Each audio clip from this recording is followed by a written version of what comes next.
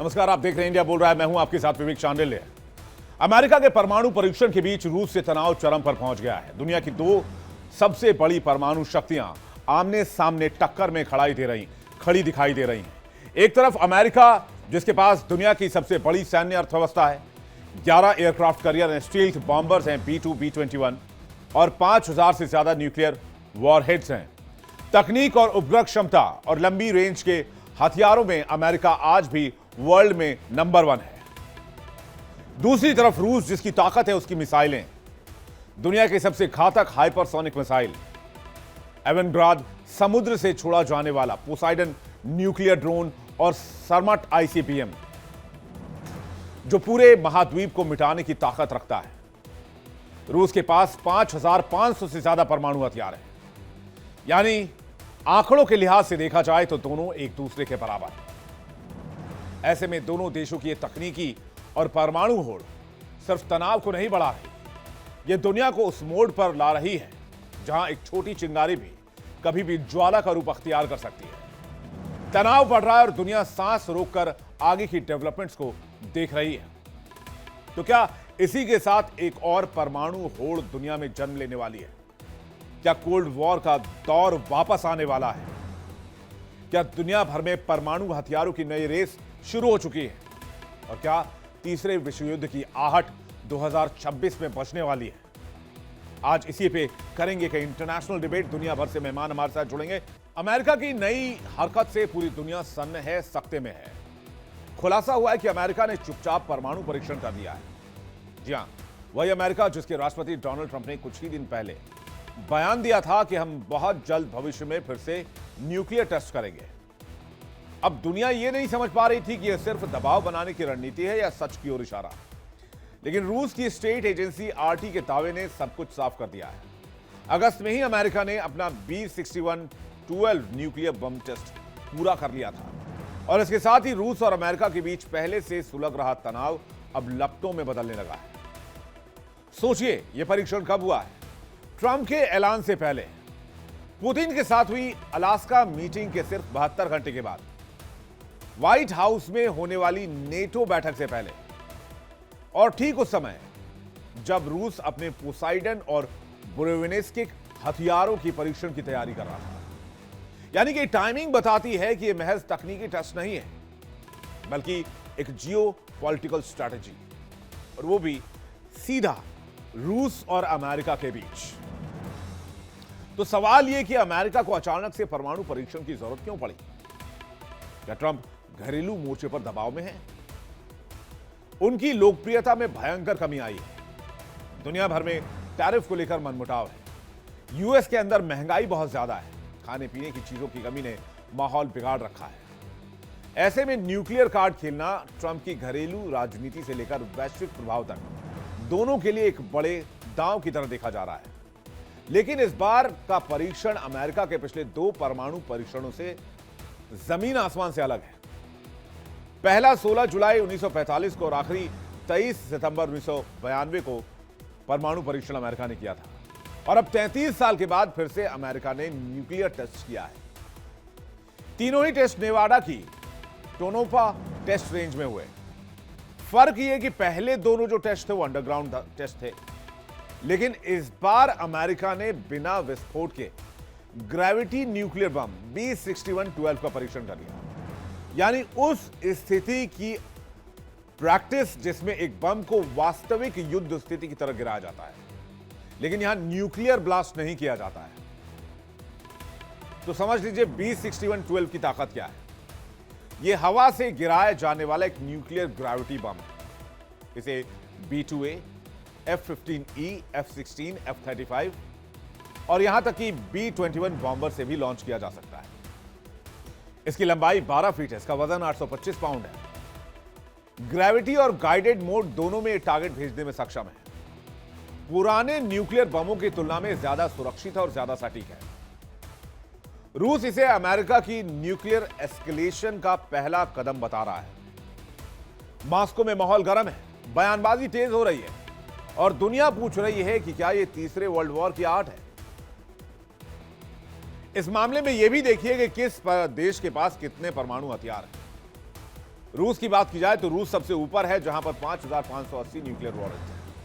America के पास 5,277 के करीब।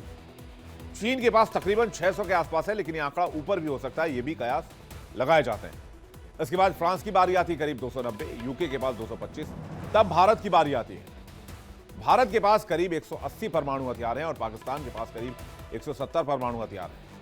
इजराइल के पास तकरीबन 90 परमाणु हथियार हैं और उत्तर कोरिया के पास करीब 20 से 50 परमाणु हथियार हो सकते हैं। लेकिन सवाल यह है कि जब मिसाइल टेस्ट कर रहा है अमेरिका, तो क्या यह अमेरिका रूस के बीच बढ़ते तनाव को और खतरनाक बनाएगा? क्या यह परमाणु हथियारों की नई होड़ को नहीं शुरू कर देगा? और क्या दुनिया एक बार फिर से न्यूक्लियर बॉम्ब के ऊपर आकर नहीं बैठ गई है? इन सवालों के जवाब कुछ हफ्तों में मिल जाएंगे, लेकिन इतना तय है, ट्रंप के इस चुपचाप किए गए परमाणु परीक्षण ने दुनिया की राजनीति को एक बार फिर से उसी मोड़ पर ला खड़ा किया है, जहां तनाव है, टकराव की गर्मी है और भविष्य अनिश्चित नजर आता है, जैसे कि कोल्ड वॉर के दरमियान हुआ था। और आपको बता दें, कोल्ड वॉर ही वो टाइम था जब सबसे ज्यादा परमाणु परीक्षण किए गए। मकसद क्या है? थोड़े दिन पहले डोनाल्ड ट्रंप ने कहा था कि उनके पास इतने परमाणु हथियार हैं कि वो पूरी दुनिया को 150 बार वाइप आउट कर सकते हैं। बातचीत करने के लिए मेहमानों का एक बड़ा पैनल इस वक्त हमारे साथ जुड़ रहा है। हमारे साथ कर्नल एस के मलिक जुड़ रहे हैं, भू राजनीतिक विशेषज्ञ और रक्षा विशेषज्ञ। मलिक साहब, बहुत स्वागत है आपका। कर्नल जयेश सोढ़ी हमारे साथ जुड़ रहे हैं, विदेश मामलों के जानकार, रक्षा विशेषज्ञ। सोढ़ी साहब, आपका बहुत स्वागत है। मेजर आशीष चतुर्वेदी हमारे साथ जुड़ रहे हैं, रक्षा विशेषज्ञ। आशीष जी, आपका भी बहुत स्वागत है मेजर साहब। सीए डॉक्टर अमन चुग हमारे साथ जुड़ रहे हैं, जियोपॉलिटिकल एक्सपर्ट हैं, भू राजनीतिक विशेषज्ञ। चुग साहब, आपका भी स्वागत है। और डॉक्टर मोनिका बी सूद जुड़ रही हैं, विदेश मामलों की जानकार हैं। मैम, आपका भी बहुत बहुत स्वागत है। और साथ ही साथ दर्शकों, आपका भी बहुत स्वागत करते हैं आज की डिबेट में। मैं पहला सवाल जो है वो मोनिका जी से पूछना चाहूंगा कि अमेरिका के इस गुपचुप न्यूक्लियर टेस्ट का मतलब क्या है?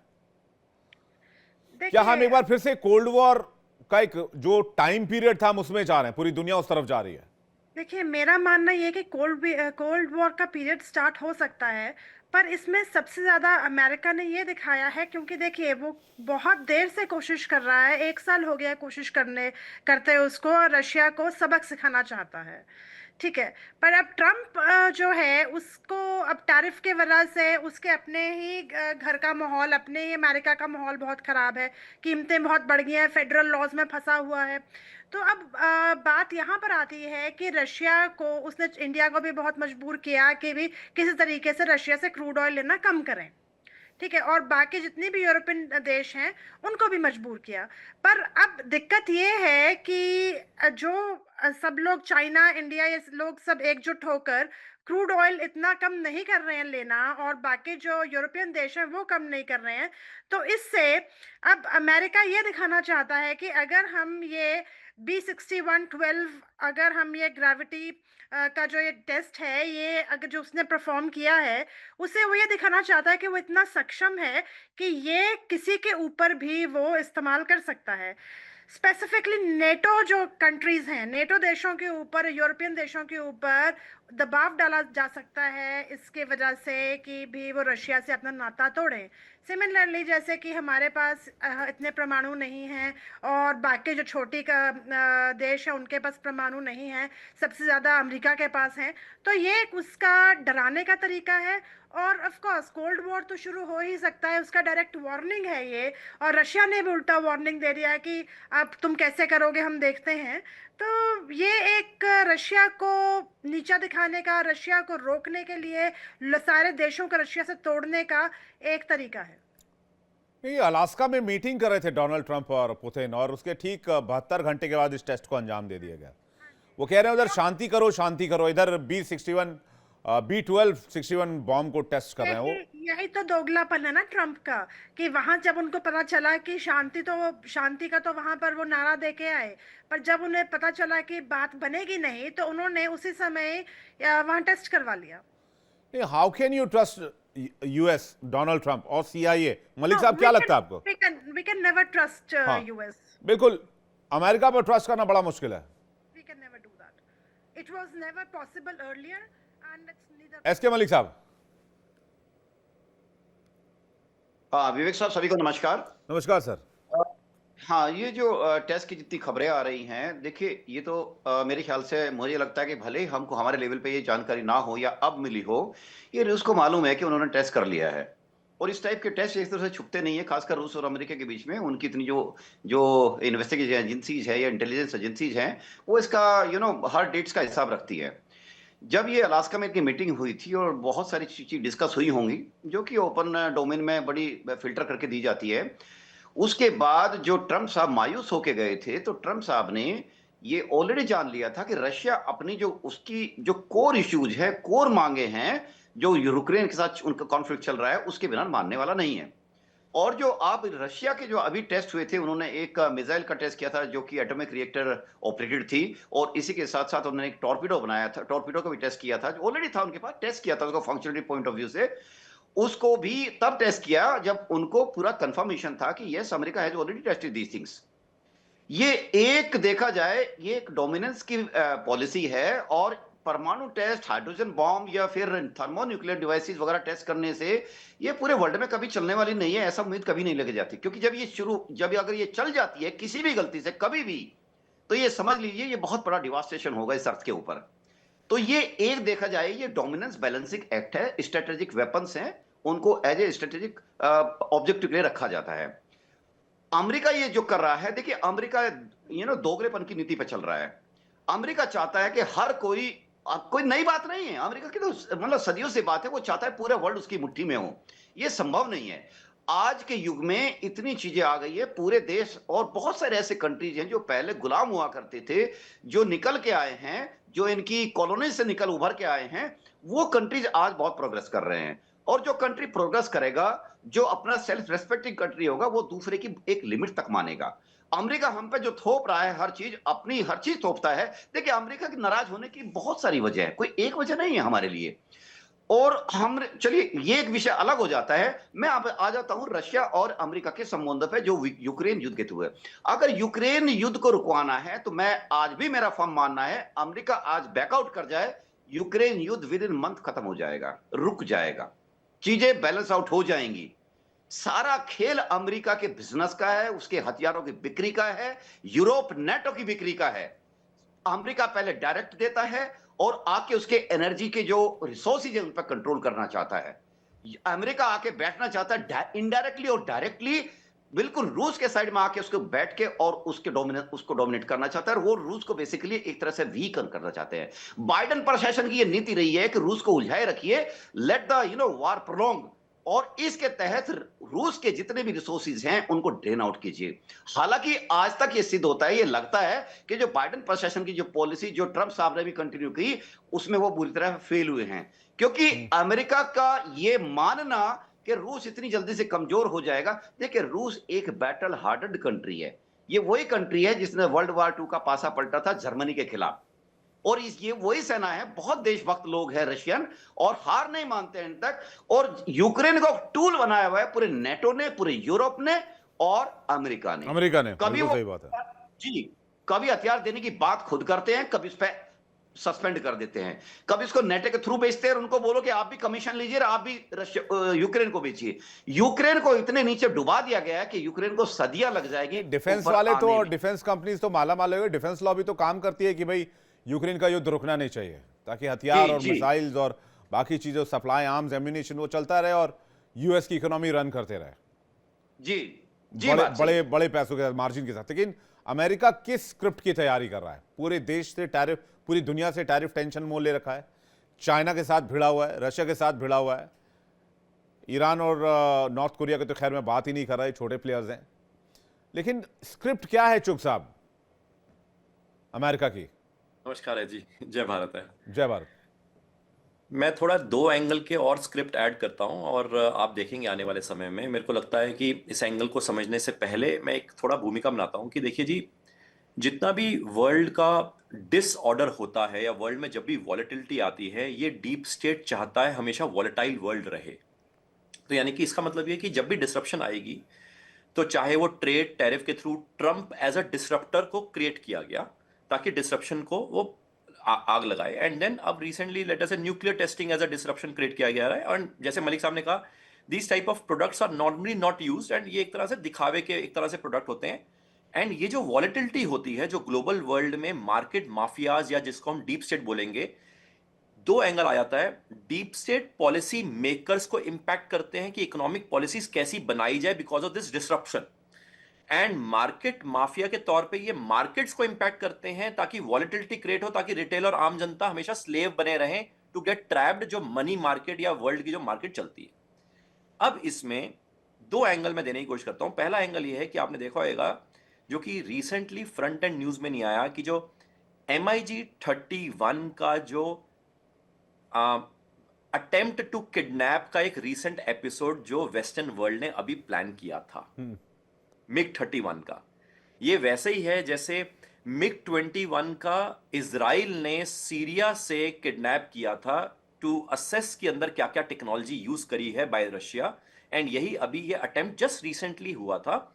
एंड उसी के आसपास ये जो आप कह रहे हैं कि न्यूक्लियर टेस्टिंग हुआ वगैरह, वो इसलिए क्योंकि MiG-31 एक तरह से ऐसा करियर है जो एक तरह से जो उनकी सुपरसोनिक जो मिसाइल्स हैं उसको वो यूज करता है, एंड उस सुपर जैसे किंजाल मिसाइल है, एंड ये तरह के जो MiG-31 है इसको कोई भी मैन्ड एयरक्राफ्ट इंटरसेप्ट नहीं कर सकता है till date by the western world.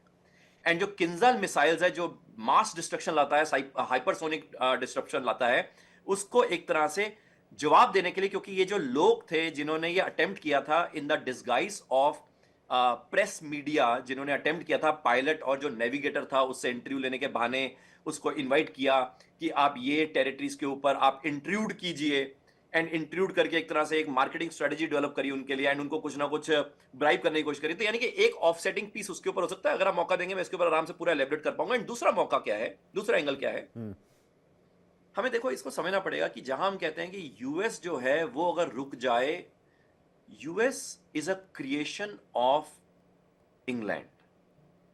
हमें थोड़ा हिस्टोरिकली जाना पड़ेगा। एक डीप स्टेट जो मैं यूं कहूंगा कि जो यूके से चलाई जाती है, उसका एक पोर्शन जो new version of deep state है वो यूएस की तरफ पनप रहा है, जिसका किरदार ट्रंप निभा रहा है। इसलिए आप देखो ट्रंप के ऊपर अटेम्प्ट, असैसिनेशन अटेम्प्ट वो कहां से होते हैं।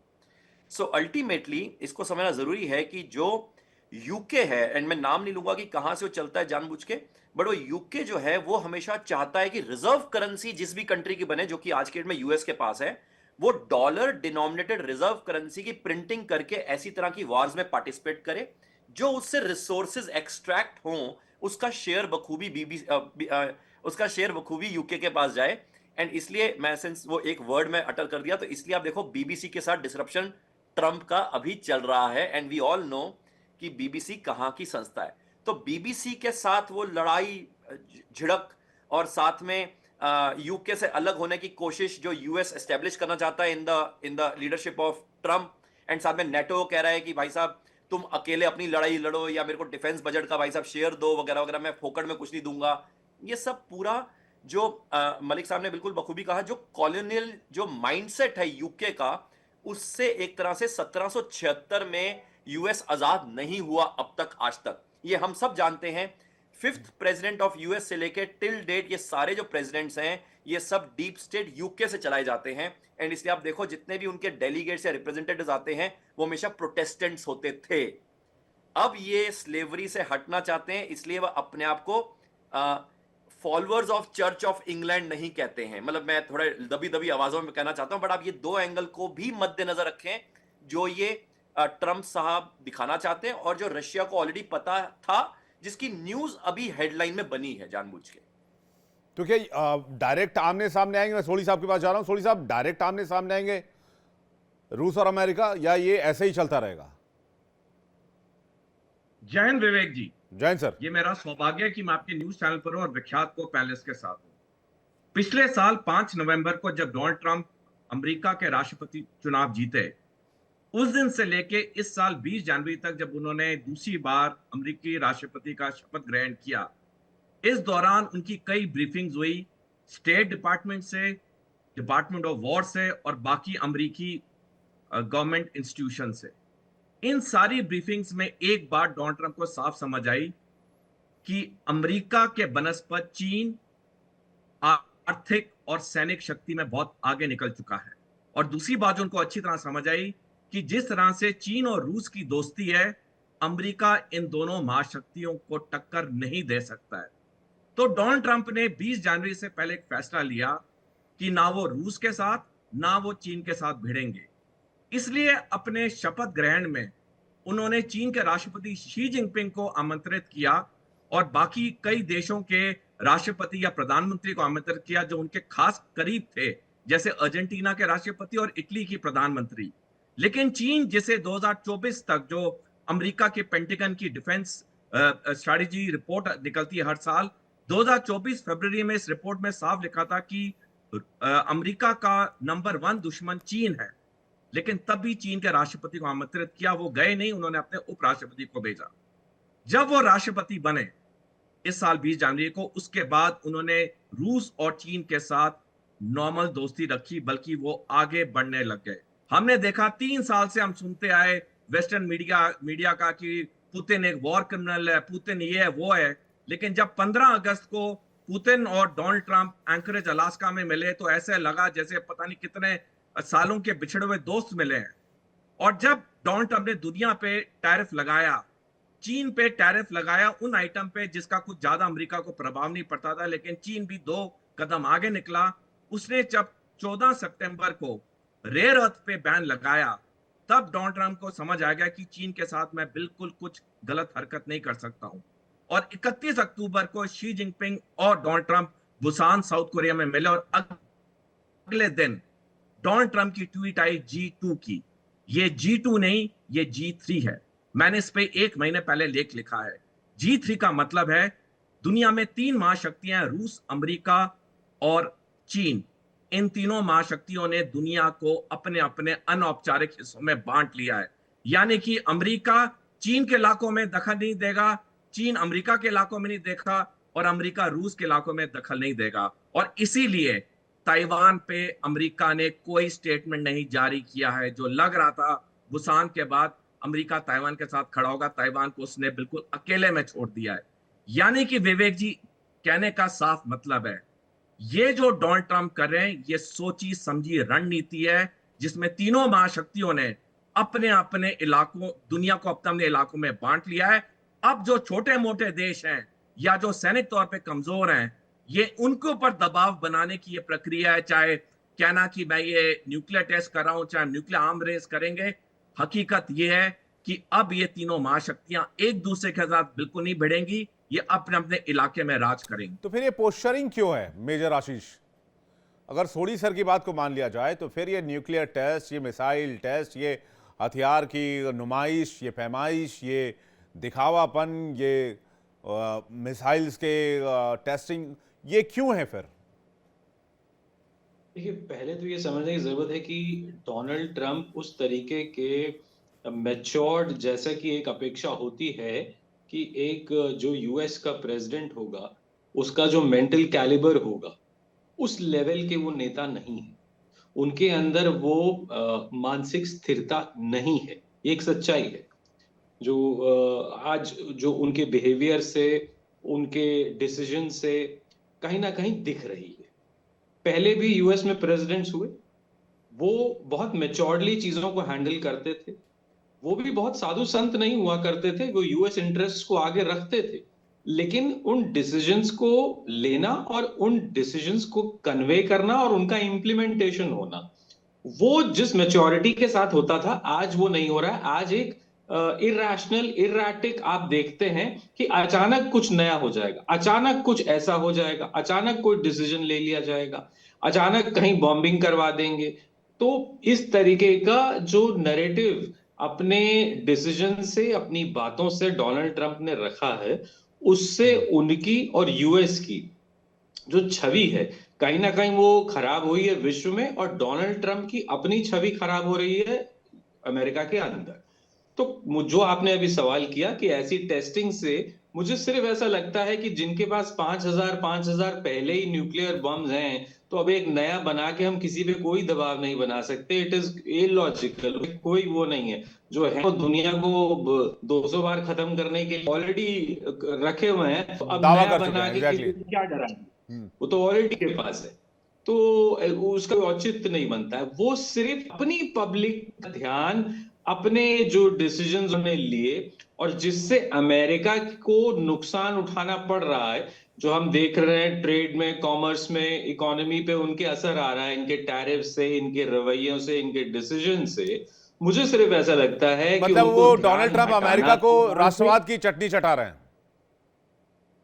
वो एक फॉल्स नैरेटिव जिसे हम कहते हैं वो बनाने का, और थोड़ा सा डाइवर्जन जो जो वहां पे जो अभी इश्यूज हैं, जो बर्निंग इश्यूज हैं, मुझे ऐसा लगता है कि डोनाल्ड ट्रंप उससे ध्यान थोड़ा सा भटकाना चाहते हैं, जिससे जो चर्चा होगी नेचुरली, आप टैरिफ और जब न्यूक्लियर टेस्ट करेंगे तो कुछ दिनों लोगों की चर्चा टैरिफ्स पे और इकोनॉमिक इश्यूज पे ना हो करके लोगों के बीच न्यूक्लियर उस पे चर्चा रहेगी। और भी जानते हैं कि रिएक्शन रशिया से कुछ ना कुछ स्टेटमेंट्स के तौर आएगा, तो हम यहाँ से रिस्पॉन्ड करेंगे, कुछ हम स्टेटमेंट्स देंगे। तो कहीं ना कहीं आप जो है इस तरीके से जो मेन इश्यूज हैं जो वहां लोग उठा रहे हैं उनसे डाइवर्ट कर सकोगे अटेंशन को। मुझे लगता है सिर्फ इतना ही, उससे ज्यादा कुछ भी नहीं है। पोस्चरिंग और ध्यान हटाने की एक कोशिश है इसमें। मोनिका जी, आप क्या कहेंगे? देखिए, सही है, ध्यान हटाने की कोशिश तो हो सकती है, क्योंकि जैसे कि मैंने पहले भी बताया कि अपने फेडरल लॉज में, अपने टैरिफ्स में, अपने घर में, अपने खुद कंट्री में फंसे हुए हैं। तो एक ध्यान भटकाने की, हटाने की, तो ये उनका आइडिया है ही। और जैसे कि देखा गया है कि इस बार वो डिसीजंस कुछ सही नहीं ले रहे हैं, अपनी मनमर्जी कर रहे हैं और अपने आप को एक डिक्टेटर की तरह शो कर रहे हैं, मैं ये बोलूँगी। वो चाहते हैं कि उनको, ये उनका लास्ट टेन्योर है, अपना वहाँ सिक्का जमा के जाना चाहते हैं ताकि उनकी प्रशंसा हर तरफ से हो। इसका एक ये भी उनकी अब एक अपना पर्सनल ईगो सेटिस्फैक्शन भी है, हर जगह पर उन्होंने अपना ईगो सेटिस्फैक्शन दिखाया है। उसके बाद रही बात, जैसे कि मैंने आपको बताया कि ये ठीक है, जैसे अभी ये भाई साहब बोल रहे थे कि छोटे देशों को, मतलब ऑलरेडी उनके पास इतने परमाणु हथियार हैं तो किसी को दिखाने की जरूरत नहीं है। पर उन्होंने जो अपना लास्ट परमाणु हथियार का टेस्ट किया था वो 33 साल पहले किया था। तो इस समय एक उनके पास समय था, लोगों का ध्यान भटकाना हो सकता है, उसके साथ साथ पूरी दुनिया को दिखाना कि मेरे में अभी भी ताकत है, मैं किसी के साथ, किसी भी देश के साथ कुछ भी कर सकता हूँ। ठीक है, चीन के साथ वो सीधा नहीं भिड़ सकते, पर इसका असर साउथ एशिया में भी होगा, इसका असर चाइना के ऊपर भी तो होगा ना। जो वो परमाणु हथियार का परीक्षण कर रहे हैं उसका असर सीधा चाइना और इंडिया पे भी पड़ेगा। मतलब ग्लोबल साउथ में इंपैक्ट भी होगा। हाँ, ग्लोबल साउथ में तो इम्पैक्ट होगा ही इसका। इसीलिए एक ये, ऑफ कोर्स ये यूज तो नहीं होंगे, सबको पता है, सब देशों को पता है, जहां न्यूक्लियर बॉम्ब्स, न्यूक्लियर परमाणु यूज हुए वहां पर पूरा वास्ट डेवस्टेशन हो जाएगा और बहुत ज्यादा कैटास्ट्रॉफी आ जाएगा। तो वो नहीं हो पाएगा, वो नहीं करेगा कोई भी। बस ये डराने का तरीका है, दिखाने का तरीका है, हर देश को अपने तरफ झुकाने का तरीका है और अपनी शर्तों पे मनाने का तरीका। ना, सही बात है। 5 रखिए, 500 रखिए, 5000 रखिए, दुनिया को मिटाने के लिए तो 5-10 परमाणु बम ही काफी है। 5000 रखिए, 10,000 रखिए, उससे क्या फर्क पड़ रहा है? मैं वही आपको पहले बता रही थी कि रशिया से क्रूड ऑयल कोई नहीं ले रहा था। हाँ। इनको दिख रहा था कि रशिया से कोई नाता नहीं तोड़ रहा है। तो एक तो वो ये पोस्चरिंग करने की कोशिश हुई कि भाई हाँ, पूरे देश को, पूरी दुनिया को डराया जाए। हाँ, पूरी दुनिया को डराया जाए ताकि हमारे पास कुछ है और हम ये तुम्हारे ऊपर यूज कर सकते हैं अगर मौका मिले तो। ठीक, मलिक साहब क्या कहेंगे इस पर? विवेक, देखिए, इस बात में कोई संशय नहीं कि आज की डेट में अमेरिका इकोनॉमिकली और मिलिट्रीली एक स्ट्रॉन्ग कंट्री है। इसमें आई थिंक किसी भी कंट्री को कोई दो राय नहीं होगी। उसके पास और रशिया के पास जितने एटम बॉम्ब हैं, जैसे कि आशीष जी ने बताया, वो काफी है तबाही लाने के लिए। मुझे नहीं लगता कि ये अमेरिका के इस टेस्टिंग से कोई देश डरने वाला है, क्योंकि आज इंफॉर्मेशन वो बहुत ओपन है, गोपनीय इंफॉर्मेशन पे काफी कुछ इस लेवल तक अवेलेबल है कि कंट्रीज अपनी स्ट्रेटेजी बनाते हैं। पाक अमेरिका ने जो ये किया है, मुझे ये लगता है कि जैसे कि ये वक्ता ने बताया कि एक तो ये है कि वो वहां का ध्यान भटकाना चाहते हैं, क्योंकि ट्रंप साहब अपने ही जाल में आंशिक रूप से फंस चुके हैं। वो जाल क्या है? उन्होंने अमेरिकन जनता को बड़े बड़े सब्ज बाग दिखाए, और एक मैं दिखा देता हूं, बड़ा पॉपुलर है मागा वाला। अभी मागा के खिलाफ कल ही, जैसे कल परसों की बात है, उन्होंने एक हमारे H1B पॉलिसी पे कुछ उन्होंने पार्शियल यू टर्न लिया है या उसको मॉडिफाई किया है। अब ये मागा वाले उन्हीं के पीछे पड़ गए हैं कि आप ऐसे कैसे कर सकते हैं, आपने जो प्रॉमिस किया है नेशन को, देश को, आप अपनी पॉलिसी से कैसे जा सकते हैं। वन पार्ट हुआ। अब बात आती है कि ये टेस्ट करने से कोई फर्क नहीं पड़ने वाला, इतना जरूर है हाँ, उनके अपने किसी वेपन को वो वैलिडेट करना चाहते हैं, उसके पैरामीटर्स वैलिडेट करना चाहते हो, ये यूज कभी नहीं होगा, कम से कम हमारी जनरेशन में तो नहीं होगा। और अगर ऐसा होता है तो दुनिया में इससे बड़ी तबाही नहीं होगी, क्योंकि जो वेपन उन्होंने टोस्ट किया है ये नॉर्मल न्यूक्लियर टेस्ट नहीं है, ये न्यूक्लियर वेपन नहीं है, इट इज ए थर्मोन्यूक्लियर, जिसको हम हाइड्रोजन बॉम्ब की श्रेणी में रखते हैं, जिसका दूसरा नाम आम भाषा में हाइड्रोजन बॉम्ब। अब रशिया की ये बात आती है, देखिए ये फ्लेक्सिंग, मसल फ्लेक्सिंग चल रही है रशिया और अमेरिका की। अमेरिका डायरेक्ट रशिया के सामने नहीं आएगा, बिल्कुल नहीं आएगा। जैसे कि हमारे माननीय वक्ता ने बताया कि ये इन्होंने अपने एरिया बांट लिए, चलो मैं उस बात पे उतना नहीं आ जाके, मैं इतना कहता हूं कि ये सारा खेल पैसे का, डॉलर का है। और अमेरिका की नजर में आज भारत इतना कल्प्रिट क्यों बना हुआ है, क्योंकि देखिए एक ऑर्गेनाइजेशन आई है ब्रिक्स, अमेरिका को लग रहा है कि भारत देशों से उनकी लोकल करेंसी में कारोबार कर रहा है। रशिया से हमने जितने तेल लिए, रूबल, रुपी और इवन चाइना की करेंसी में हमने पे आउट किया है, तो उसको ये लगता है कि इंडिया जो है ना स्पीयर हेड कर रहा है डॉलर के खिलाफ लड़ाई को, इसलिए वो इंडिया को खिलाफ, चलो इंडिया के खिलाफ ये जो टेस्ट है उसके खिलाफ उसका संबंध नहीं बनता है, लेकिन आज अमेरिका जो इंडिया के खिलाफ इतने एक्शन लेने की बात कर रहा है, सुप्रीमेसी दिखाने की कोशिश तो है। जी प्रेशराइज करने की तरह से, और रशिया के खिलाफ ये कुछ नहीं है, एक डोमिनेंस और एक साइकोलॉजिकल प्रेशर डालने की टैक्टिक्स है उसकी, और अमेरिका के लोगों का ध्यान भटकाने की ये बड़ा वजह है, और कोई वजह नहीं है, क्योंकि वो खुद क्रिटिसिज्म में गिर चुके हैं। वहां के लोग इस बात पे मैं कल ही किसी टीवी चैनल पे बात कर रहा था, America one of the finest American economist, and he was telling कि नहीं अमेरिका में चीजें बहुत दिक्कत है, बहुत दिक्कत आ चुकी हैं, शुरुआत हो चुकी है। और डोनाल्ड ट्रंप के अगर उनके पॉइंट ऑफ व्यू से देखा जाए या उनके प्रोस्पेक्ट में देखा जाए तो उनकी जो अप्रूवल रेटिंग है वो -18 चली गई। आज तक किसी भी प्रेसिडेंट की अप्रूवल रेटिंग -18 में नहीं रही, डिसअप्रूव कर दिया लोगों ने, पहली बात। दूसरी बात ये कि वो जो है वो अपने वर्क फ्रंट पर फंसे हुए हैं, क्योंकि अभी मेयर का चुनाव हार गए न्यूयॉर्क वाला उनकी पार्टी, 2 गवर्नर के चुनाव हार गई, डेप्यूटी गवर्नर के इलेक्शंस हुए तो वहां भी हार गए, डेमोक्रेट्स जीत गए, हर जगह डेमोक्रेट्स को बढ़त मिल रही है। इवन सोचिए आप, जोहरान ममदानी जो कि इवन यूएस के भी नहीं है, वो न्यूयॉर्क से चुनाव जीत जाते हैं, वो मागा सपोर्टर्स के बीच में भी है। तो एक पर्सनल और एक वर्क फ्रंट पर एक क्राइसिस फेस कर रहे हैं, और फेस सेविंग चाहते हैं वहां से कि मैं अपना चेहरा कैसे बचाऊं। तो वो या तो रशिया को गाली देकर या रशिया को कॉर्नर करके या मिसाइल टेस्ट करके दुनिया को बता कि भाई रशिया टेस्ट कर रहा है, नॉर्थ कोरिया टेस्ट कर रहा है, पाकिस्तान टेस्ट कर रहा है, तो हमने भी टेस्ट करना होगा, हम अपनी जो है वो बराबरी रखें। नहीं, मुझे नहीं लगता कि ये लॉजिक के साथ वो जा रहे होंगे, क्योंकि उनके पास ऑलरेडी इतना स्टॉक पाइल है which need not to be, हाँ वैलिडेशन वो कर रहे होंगे कुछ ना कुछ, और ये लैब के अंदर या फील्ड के अंदर या रेंज के अंदर ये वैलिडेशन प्रोसेस एक कंटिन्यूअस प्रोसेस है। कुछ चोरी छिपे, कुछ कम यील्ड के अंदर, बहुत छोटा यील्ड होगा तो पता भी नहीं चलता है, जो कि केटी का बहुत कम अगर पॉइंट्स में है तो नहीं पता चलता, और वैलिडेशन प्रोसेस से काफी एक तरह से देखा जाए वैलिडेट हो भी जाती है। ये मात्र उन्होंने ज्यादातर बड़ा विषय ये है कि उन्होंने ध्यान भटकाया है, क्योंकि अमेरिका में प्रॉब्लम है, शुरुआत हो चुकी है, और जो प्रॉब्लम उन्होंने शुरू की है ना, जो अपनी पॉलिसी के तहत उन्होंने जो पलटी खाई है, इसके तहत जो प्रोविजन हुई है कि अमेरिकन सिटीजन इसको फेस करेंगे अगले कई सालों तक, ये मेरा मानना है। जी अमन शुक्ला साहब क्या कहेंगे आप? देखिए मैं इसमें तो पूरा सहमत हूँ मलिक साहब से कि ये जो तरह के वेपन्स होते हैं ये नॉर्मली ऐसे यूज करने के लिए ऑब्वियसली नहीं दिखाए जाते हैं, ये सिर्फ दिखाए जाते हैं to create that disruptive order, ताकि मार्केट में मार्केट्स वॉलेटाइल हों, जैसे मैंने जिक्र भी किया। एंड ऑब्वियसली हम ये समझ सकते हैं कि ऐसी चीज़ों से क्या होता है, ऐसी चीज़ों से कई तरह के जो छोटे कंट्रीज हैं वो कहीं ना कहीं साइड्स लेते हैं कि मेरे को क्या यूएस की साइड लेनी है या रशिया की साइड लेनी है। एंड साइड लेने का मतलब ये है ऐसे कंट्रीज को उनके रिसोर्सेज को एक्सट्रैक्ट करने का मौका मिल जाता है, क्योंकि हमें इसको बड़े ध्यान से समझना पड़ेगा कि अल्टीमेटली लड़ाई पैसे की है, पैसे से ही पावर की है। पावर ये जो डिस्प्ले है इसी को आप फ्रंट एंड पे रखो या बैक एंड पे रखो, इसकी बैकिंग आज के दिन में किसी भी पदार्थ से नहीं है, कमोडिटी से नहीं है।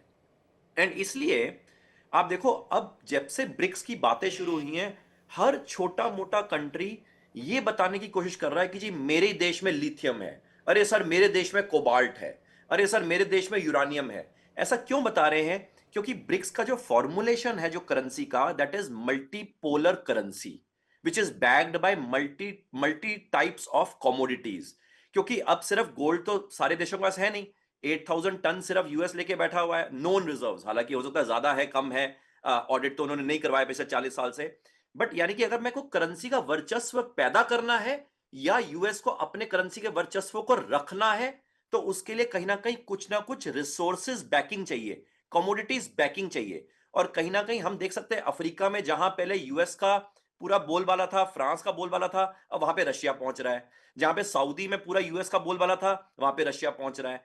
तो उस एंगल से मैं कहूंगा कि कंट्रीज का बंटवारा हो, कंट्रीज एक तरह से साइड्स लें, ऐसी तरह की डिस्प्ले ऑफ पावर ऐसा दिखाया जाता है, ताकि कंट्री जब साइड लेंगे तो वहां पे मेरे बेसिस बनेंगे, बेसिस बनेंगे तो मैं उनके रिसोर्सेज को एक्सट्रैक्ट करूंगा, जितने रिसोर्सेज मैं ले पाऊंगा, जितना मैं कंट्रोल कर पाऊंगा, उतनी मेरी करेंसी की वैल्यूएशन क्रिएट होगी। क्योंकि अल्टीमेटली मेरी जो करेंसी है, जो डॉलर है, जो रिजर्व करेंसी कहा तो जा रहा है, मगर बैकिंग पीछे है या नहीं, फोर्ट नॉक्स में कितना गोल्ड है या नहीं, उसका ऑडिट वो करवा ही नहीं रहे पिछले 40 साल से। तो ये सारी चीजों को मैनेज करने के लिए सारी चीजें डिस्प्ले ऑफ पावर दिखाई जाती है।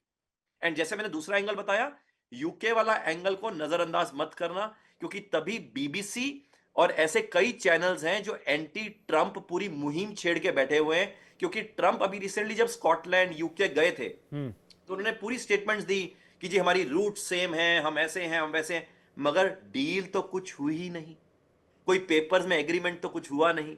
जब डील नहीं हुई तो एक्शन तो कुछ होगा नहीं। तो दिखाने के एक तरह से स्टेटमेंट्स थी। एंड ये पूरा जो जो जो यूके कंट्रोल्ड डीप स्टेट है, उसको समझ आ रहा है कि ये कहीं ना कहीं अपना वर्चस्व क्रिएट करना चाहता है विद द मॉडर्नाइज जो नहीं। और आप देखिए, मैं अब उसको अगर मद्देनजर भी रखूं, और आपकी जो पहली बात थी कि भाई आपका जो दायरा है उसको लगातार बढ़ाने की कोशिश कर रहे हैं। अब यूएस ने क्या कहा, सेंट मार्टिन में वो बनाना चाहते हैं, सेंट मार्टिन आइलैंड में वो अपना बेस बनाना चाहते हैं। पाकिस्तान से भी बात करें कि पाकिस्तान में भी एयर बेस बनाने के लिए उनको कोई जगह चाहिए, क्रिप्टो हब बनाना चाहता है पाकिस्तान को, क्रिप्टो हब, और एक पोर्ट बनाने को लेकर भी बातचीत हो रही है। एक तरफ ये रिपीट करूंगा जो मैंने पहले जिक्र किया, ग्वादर पोर्ट के जस्ट 70 और 100 किलोमीटर के दायरे में ही एक और पोर्ट बनाने पर बातचीत चली है, जो मुनीर देने वाले हैं अमेरिका को। बिल्कुल, ये ग्लोबल साउथ के लिए भी ये टेंशन वाली बात जी। बलूचिस्तान से रेयर अर्थ मिनरल्स लेना चाहते हैं। ऐसी जो अलास्का की मीटिंग थी, मैंने पहले भी जिक्र किया था, अलास्का की मीटिंग पुतिन और ट्रंप के बीच में was not about Ukraine, it was about, Putin गया था फॉर अलास्का की, भैया मेरा अलास्का वापस दो, मुद्दा वहां था। सोनी साहब, क्या ये पोस्चरिंग है वर्ल्ड में अपना दबदबा दिखाने के लिए? क्योंकि हाथ से इनके फिसल रहा है सब कुछ। इन्होंने सारी कंट्री से टैरिफ का मामला मोल ले रखा है, वो और जा रहा है। भारत ने झुकने से इनकार कर दिया, भारत गया, चाइना ने झुकने से इनकार कर दिया, चाइना गया। तो अब सुप्रीमेसी स्थापित करने के लिए कुछ तो चाहिए, तो हथियारी जो 5,500 और 5,500 कर लें। विवेक जी, इसी साल 20 अप्रैल को पीट हेग्सेथ, जो कि अमेरिका के सेक्रेटरी ऑफ वॉर है, उन्होंने बयान दिया कि चीन की हाइपरसोनिक मिसाइल अमेरिका के 11 नौसेना के एयरक्राफ्ट कैरियर्स को महज 20 मिनट में बर्बाद कर सकती है। और उन्होंने यह भी कहा उसी दिन कि अमेरिकी सेना में जो भी वॉर गेम्स होती हैं, सारी वॉर गेम में अमेरिका चीन से हारता है। तो इस बात से तो साफ हो गया कि अमेरिका चीन के सामने सैनिक तौर पे कहीं नहीं खड़ा है। 30 सितंबर इस साल तक 120 देशों ने कहा कि वो चीन के साथ व्यापार युआन में करेंगे। दुनिया में 195 देश हैं, जिसमें से 193 देश संयुक्त राष्ट्र के सदस्य हैं, और उसमें से 155 देशों ने चीन के साथ बेल्ट रोड इनिशिएटिव साइन किया है। और बीआरआई बहुत सफल है।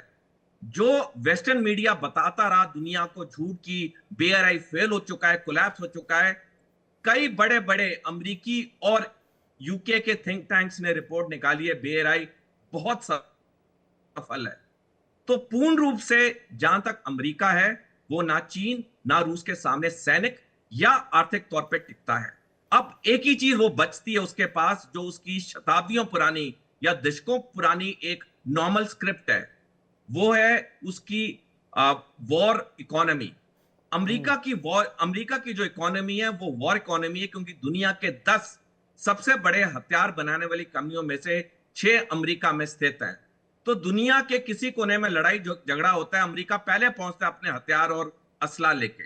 ये जो पूरा हो रहा है, ये जो बयान आ रहे हैं या टेस्टिंग हो रही है, ये सिर्फ एक शो ऑफ स्ट्रेंथ है।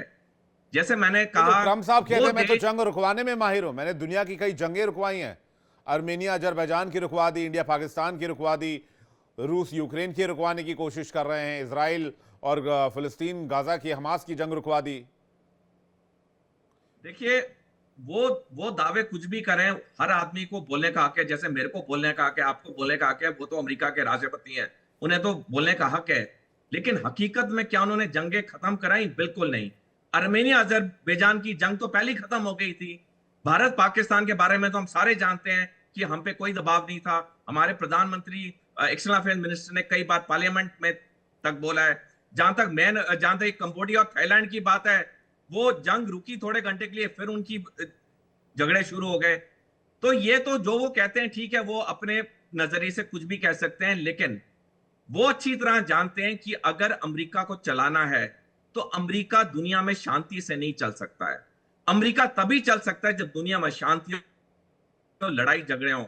विवेक जी, आज जब हम बात करें, दुनिया में 23 वॉर्स और कन्फ्लिक्ट चल रही हैं, जिसमें हम 2 ही जानते हैं, एक रूस यूक्रेन और दूसरी जो अभी खत्म हुई है इजराइल हमास की, लेकिन 21 और चल रही हैं और सब में अमेरिका किसी ना किसी हिस्से में पार्ट लेता है। Involved है। तो जहां तक जंग खत्म कराने की बात है, ये तो एक ढोंग है। जिस दिन दुनिया में जंग खत्म होगी, अमेरिका की अर्थव्यवस्था तो वैसे ही ठप हो जाएगी। नहीं, और इधर भी यहाँ साउथ एशिया में भी बांग्लादेश को उंगली कर रहा है, इधर पाकिस्तान को उंगली किए बैठा है अमेरिका। भारत के खिलाफ लगातार उकसाने की कोशिश कर रहा है। अभी वो चिकन नेक को लेकर भी कुछ बातचीत हो रही थी कि वो ग्रेटर बांग्लादेश का मैप बांग्लादेश ने जारी किया। किसके इशारे पर हो रहा है? CIA के इशारे पर हो रहा है, अमेरिका के इशारे पर हो रहा है। तो ये जैसे कि अभी हम लोगों ने बातचीत की कि इसको हम ट्रस्ट नहीं कर सकते हैं, लेकिन क्या अमेरिका फिर से अपनी इकोनॉमी को वॉर इकोनॉमी बनाकर इस्टेब्लिश करना चाह रहा है? क्योंकि GDP debt 125%, GDP to debt ratio 125% तक चला गया है या उससे भी ऊपर जा चुका है, जो 2024-25 में वर्स्ट सिचुएशन में है अमेरिका के लिए। और मेजर कंसर्न होगा ये, क्योंकि उन्होंने कोशिश की, आज तक कोई ट्रेड डील मेजर साहब वो कर नहीं पाए किसी भी देश के साथ, जबकि उन्होंने आने से पहले वादा किया था मैं सारे देशों के साथ ट्रेड डील करूंगा और टैरिफ इनइक्वालिटी को खत्म कर दूंगा। वो नहीं हुआ। दूसरा, अमेरिका की कोई इज्जत नहीं कर रहा। भारत जैसा देश झुकने को तैयार नहीं है। भारत ने साफ बता दिया कि भाई आपका टैरिफ 50% ठीक है, हम कैरी करेंगे 50%।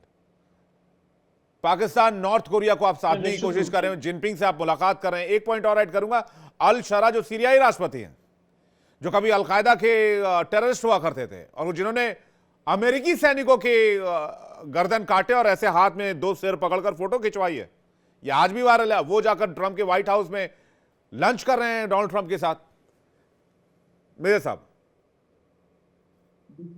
देखिए, जब मैं पिछली बार बोल रहा था, मैंने यही कहा था कि डोनाल्ड ट्रंप जो है वो बहुत क्लियर नहीं है। उनका विजन, उनके डिसीजंस बहुत क्लियर नहीं है। उसमें बहुत ज्यादा कंफ्यूजन है कहीं ना कहीं। अगर आप दूर से देखते हैं तो कहीं ना कहीं आप महसूस करते हैं कि ये वो आदमी है जिसको पता नहीं है कि करना क्या है। ये वो आदमी है जिसको ये नहीं पता है कि बोलना क्या है, और बोलने के बाद फिर क्या करना है, और करने के बाद फिर क्या बोलना है, इसको पता ही नहीं है। कि कभी कुछ बोल रहा होता है, कभी कुछ कर रहा होता है। तो उससे कहीं ना कहीं, अब क्योंकि यूएस प्रेसिडेंट है, तो कहीं ना कहीं यूएस की जो इमेज हुआ करती थी आज से कुछ दशक पहले या कुछ वर्षों पहले आप देखें तो बहुत से ऐसे कारण हैं इसके अलावा भी कि यूएस की जो होल्ड जो पूरी दुनिया पे हुआ करता था, वो पिछले अगर आप 10 सालों में देखें तो कहीं ना कहीं कम हो गया। उसका स्टैचर पहले से बहुत कम हो गया है। उसमें चाइना का बहुत बड़ा रोल है जो बैलेंस कर रहा है, क्योंकि जैसे अभी मैन्युफैक्चरिंग में आप देखें तो चाइना क्योंकि बहुत ज्यादा आगे निकल गया है, तो वर्ल्ड की बहुत सी ऐसी कंट्रीज हैं जिनका बिजनेस जो खरीदारी होती है चीजों की या मैन्युफैक्चरिंग होती है वो चाइना में कराते हैं, अपने असेंबल करते हैं। तो उनके जो ट्रेड है उनका वो अमेरिका के बजाय अब वो सब चाइना शिफ्ट हो रहा है, बिजनेस वहां जा रहा है। तो यूएस ये भी रियलाइज कर रहा है कि चाइना जो है बहुत एक इम्पॉर्टेंट प्लेयर बन रहा है, मिलिटरीली भी और इकोनॉमिकली भी, और ट्रेड को अफेक्ट कर रहा है। जब ये सारी चीजें अफेक्ट करती हैं तो अमेरिका की इमेज को अफेक्ट हो रहा है, अमेरिका की करेंसी पे असर आ रहा है, जो उनको दिख रहा है कि अगर ये ट्रेंड ऐसे ही चलता रहा, तो जो अभी जिक्र हो रहा था करेंसी का, तो कहीं ना कहीं जो अमेरिकन डॉलर की सुप्रीमेसी और वैल्यू है वो भी घट रही है कहीं ना कहीं, या आने वाले समय में उसकी वैल्यू कम हो जाएगी। क्योंकि जब आप देखेंगे कि दूसरी कंट्रीज अभी जो डिपेंडेंसी अभी उस पर रहती है, वो आने वाले समय में नहीं रहेगी। तो कहीं ना कहीं ये कारण है जिस वजह से वो, अच्छा, इसको वो ठीक तरीके से चैनलाइज भी नहीं कर पाए। जैसा आपने जिक्र किया कि मैं कहा था मैं लोग और कंट्रीज से अपने रिलेशंस जो है बेटर करूंगा, ट्रेड में जो डिस्पैरिटीज हैं उनको इवन आउट करेंगे, और उन्होंने किया क्या, उसका उल्टा कर दिया। इससे पहले अमेरिकी रिलेशंस बहुत कंट्री से फिर भी ठीक ठाक हुआ बिल्कुल। करते, फ्रेंड हुआ करते थे। आज उन्हें अमेरिका के ऐसे रिलेशंस बना दिए, उसकी ऐसी इमेज खड़ी कर दी है कि कहीं भी वो ठीक से देखे नहीं जा रहे हैं। तो ये बात को अमेरिकन सिटीजन्स भी रियलाइज कर रहे हैं और उनके स्ट्रेटेजिस्ट भी रियलाइज कर रहे हैं कहीं ना कहीं कि we are not heading in right direction. तो कहीं कहीं इसका खामियाजा बिल्कुल जो अभी जो चर्चा निकल के आया है कि यूएस को आने वाले समय में इसका खामियाजा जरूर उठाना पड़ेगा। मलिक साहब, अब इसके इम्पैक्ट की बात करते हैं। इंटरनेशनल लेवल पर क्या इम्पैक्ट होगा? क्या हथियारों की होड़ फिर से शुरू हो सकती है? क्या इंडिया भी टेस्टिंग शुरू कर सकता है? क्योंकि हमने भी लंबे समय से कोई न्यूक्लियर टेस्ट नहीं किया है और अमेरिका में 1992 के बाद से ये टेस्ट किया है। विवेक जी, एटॉमिक की टेस्टिंग जो अभी है, जो हमारे पास अपना वेपनरी है, हम अपनी वेपनरी को चेंज जो सिनेरियो हुआ है उसमें अपने को तैयार कर रहे हैं। हमें मालूम है हम घिरे हुए हैं, 2.5 फ्रंट नहीं, 3 फ्रंट से। चलिए, एक फ्रंट के लिए हम हथियार नहीं चाहिए, उनके लिए हमें इंटेलिजेंस और बुद्धि ज्यादा चाहिए। जो 2 फ्रंट है हमारे ऑब्वियस है, उनके लिए हम हमेशा तैयार रहना ही होगा। और उसके लिए हमें अपने वेपन्स को, अपने सिस्टम्स को, आज के जमाने में क्लासिकल और जो पुराने टाइप का युद्ध होता था उससे बहुत आगे बढ़ गई हैं चीजें। आज के टाइम में इलेक्ट्रॉनिक्स वॉरफेयर, आज के टाइम में साइबर वॉरफेयर, और इन सब का इंटीग्रेशन बहुत बड़ा रोल प्ले करेगा। हथियारों की होड़ मैं नहीं समझता कि ये टू प्रीमेच्योर टू से, और ये भी प्रीमेच्योर होगा कि भारत टेस्ट करेगा नहीं करेगा। लेकिन मैं इतना कह सकता हूं कि भारत के पक्ष में अपने हथियारों को वैलिडेट करने का जो भी प्रोसेस है मेरे ख्याल से वो चल रही होगी।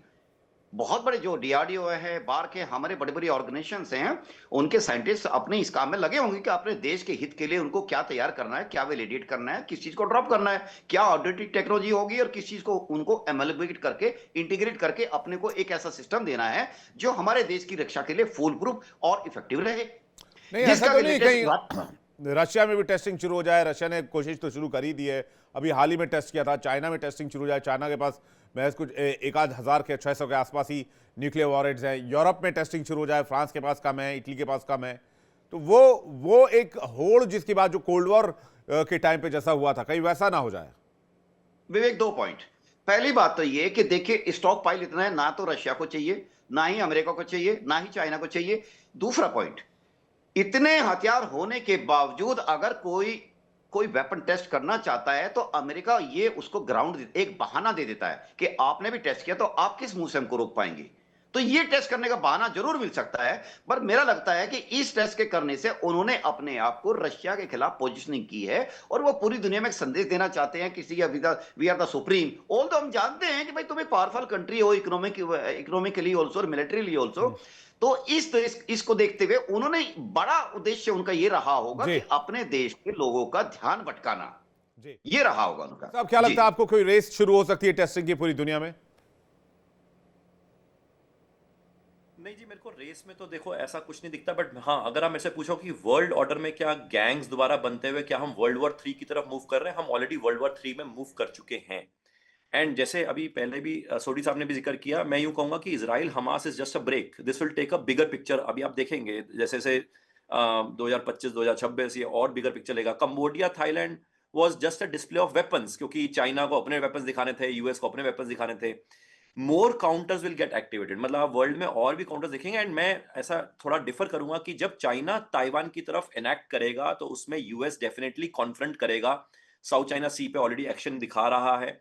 यहां पे मैं फिर 2 एंगल दोबारा देने की कोशिश कर रहा हूं जो बहुत इंपॉर्टेंट है। पहला, जैसे मैंने जिक्र किया कि ट्रंप एक तरह से एक डिफरेंट आइडियोलॉजी के तहत वर्क कर रहा है against the established deep state run from the UK.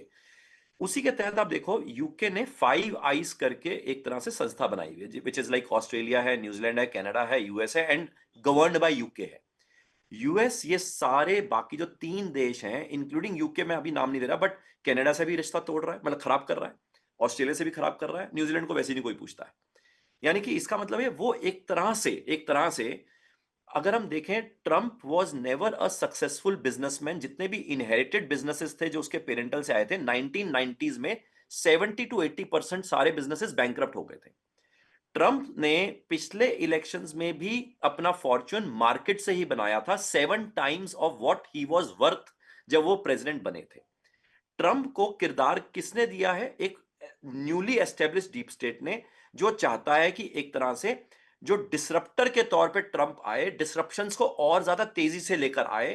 बीच में जब ट्रंप आया था और उसके बाद फिर बाइडेन को इसलिए लाया गया था बिकॉज ज्यादा डिसरप्शन हो गई थी, एंड वहां पे ज्यादा डिसरप्शन के बाद फिर एक तरह से पॉज आया। अब ट्रंप को दोबारा लाया गया, ये इतनी डिसरप्शन ले आएगा कि ultimately United States of America will not be united going forward. We will all see disintegration. In fact आप देखो अभी रिसेंट एक न्यूज आई है, फ्लोरिडा कहता है कि हम अपने टेरिटरी में गोल्ड की यूसेज करेंगे एंड हो सकता है गोइंग फॉरवर्ड और डॉलर को रिप्लेस ही कर दें। एंड जिस तरीके से मास अनरेस्ट चल रहा है with in United States of America, मुझे लगता है plan of scheme of things कुछ और है। वो ये है कि जो न्यूली एस्टेब्लिश्ड डीप स्टेट है वो एक तरह से टेरिटरीज अलग करना चाहता है। जो सेटलर्स आए थे, अगर हम हिस्टोरिकली भी जाएं, ओरिजिनली आप म्यूट पे हैं शायद, आपकी आवाज नहीं आ रही। मेरी आवाज आ रही है? हाँ आवाज। मैं कह रहा हूं आप ये कहना चाह रहे हैं यूएसएसआर वाले रास्ते पर अमेरिका जा रहा है, बाल्कनाइजेशन हो सकता है। एंड ये प्लान्ड है, मैंने बताया ना, डिसरप्शन इज प्लान्ड बाय। हम ट्रंप को देख रहे हैं, हम बाइडेन को देख रहे हैं, हम चाइना को देख रहे हैं। मत देखिए पीछे एस्टेब्लिशमेंट किसकी है। हाँ, रशिया एज एन एस्टेब्लिशमेंट अलग है, चाइना एज एन एस्टेब्लिशमेंट अलग है, बट जब मैं वेस्टर्न वर्ल्ड की बात करता हूं, आप देखिए, मैं एक और एग्जांपल देता हूं। पहले नैरेटिव होता था कि जी हम प्रो इजराइल हैं। आप हिस्ट्री में जाइए जी, जूस के अगेंस्ट सारा जो कलेश मचाया था वो established deep state of UK ही था। और आज के इनमें जो आर्टिकल्स आ रहे हैं कि America is anti Israel, America is anti Israel, आप उठा के देख लीजिए, जो भी आदमी आर्टिकल लिख रहा है उसका बैकग्राउंड चेक कर लीजिए, वो कहा कौन से नैरेटिव को बिल्ड कर रहा है। सो अल्टीमेटली मेरा कहने का मतलब है कि there is going to be a disruption within the established deep state also। इसको अगर ऐसे समझा जाए कि अमेरिका के अंदर जो अनरेस्ट है उसको होल्ड करने के लिए डोनाल्ड ट्रंप कुछ एक रास्ता ढूंढने की कोशिश कर रहे हैं, न्यूक्लियर टेस्ट कर लें, चाहे वो किसी तरह से कोशिश उनकी हो रही है कि वो उस प्लस एक्सपेंशन जो टेरिटरीज, ताकि मैं अपनी प्रेजेंस बनाता रहूं और मैं और रिसोर्सेज को अपना यूटिलाइज कर पाऊं। ऑब्वियसली एंगल हो सकता है, उनको लड़ने का किसी से कॉन्फ्रंटेशन पे कोई शौक नहीं है। हाँ, कॉन्फ्रंटेशन दिखावे के लिए तो आएंगे। चाइना जब आएगा ताइवान के ऊपर तो यूएस भी दिखावे के लिए आएगा, क्योंकि वो ताइवान एक्ट भी है ना अमेरिका के उसमें आएगा, और उसकी सिक्योरिटी की जो जिम्मेदारी है वो अमेरिका के पास है ताइवान एक्ट के तहत। इसलिए ट्रंप बार बार नेटो से हट रहा है कि जी आप खुद अपनी लड़ाई लड़ो, अपना देखो, आप अपना खर्चा पानी खुद चलाओ, हम आपको और पैसे नहीं दे सकते, हम आपको चार्ज करेंगे जी, ठीक है। एंड ये लास्ट एक एंगल जो मैं पहले भी दिया था, हाँ, हम ये ग्रॉस मिसकंसेप्शन में है कि चाइना जो है it is more powerful than US economically. उसके चाइना के तो अपने बाजे ज्यादा बजे हुए जी, क्योंकि आप समझो चाइना का एग्रीमेंट जिमी कार्टर और डेंग जियोपिंग में हुआ था 1978 में, जिसमें वन चाइल्ड पॉलिसी एस्टेब्लिश करवाई गई थी और कहा गया था डोमेस्टिक कंजम्पशन नहीं होगी। तो अल्टीमेटली क्या होगा, चाइना को सारा आउटसोर्स कर दिया, यूएस ने इंडस्ट्रियलाइजेशन हब बना दिया। लॉजिकली देखो, वर्ल्ड का 28% प्रोडक्शन कहां होता है? चाइना में। वर्ल्ड का 30% कंजम्पशन क्या होता है? यूएस में। तो चाइना का एस्टेब्लिशमेंट क्या था? Before China became a member of WTO, कैसे बना? क्योंकि चाइना के अपने प्रो चाइनीज मेंटल वाले जो लोग थे वो डब्ल्यूएचओ डब्ल्यूटीओ में पहुंच गए, इसलिए उसको मेंबरशिप मिल गई। अदरवाइज यूएस ने कभी नहीं देनी थी उसको। नहीं, मुझे कुल मिलाकर कहानी है कि डोनाल्ड ट्रंप साहब खुद ही फंस गए और अब फेस सेविंग के चक्कर में उल्टे सीधे कदम उठाए जा रहे हैं, जैसे मेजर साहब भी कह रहे थे कि भाई क्या शायद मैं कहूं फंस गए या प्लान्ड है डिसरप्शन क्रिएट करने का। जी, चलिए देखना होगा। मुझे लगता है कि बहुत इन्होंने नोट छापे हुए हैं, उतने से ज्यादा डेट है, उसके हिसाब से इकोनॉमी चला नहीं सकते। डिसरप्शन लाएंगे, स्ट्रैटेजी बहुत जल्दी क्लियर हो जाएगी, बहुत ज्यादा वक्त लगेगा नहीं। अब मेहमानों का बहुत शुक्रिया हमारे साथ जुड़ने के लिए और अपना कीमती वक्त देने के लिए बहुत बहुत धन्यवाद। आप सभी का, दर्शकों आपका भी बहुत बहुत शुक्रिया। लेकिन बारी है इंडिया डेली क्विज कॉन्टेस्ट की। आज का सवाल है, भारत के विमानन मंत्री कौन है? उड्डयन मंत्री। आपके ऑप्शन है, option A Ram Mohan Naidu, option B Anurag Thakur. सही जवाब भेजिए 72407 72407 पर व्हाट्सएप करके। लकी विजेता को मिलेगा शानदार इनाम। साथ ही बताते हैं आपको कल के विनर का नाम। कल सही जवाब दिया है इंडिया डेली क्विज कॉन्टेस्ट में मनोहर लाल ने, जो चित्तौड़गढ़ राजस्थान के रहने वाले हैं। मनोहर लाल जी, बहुत बहुत बधाई आपको। जल्द ही इंडिया डेली की तरफ से मिलेगा आपको एक शानदार तोहफा।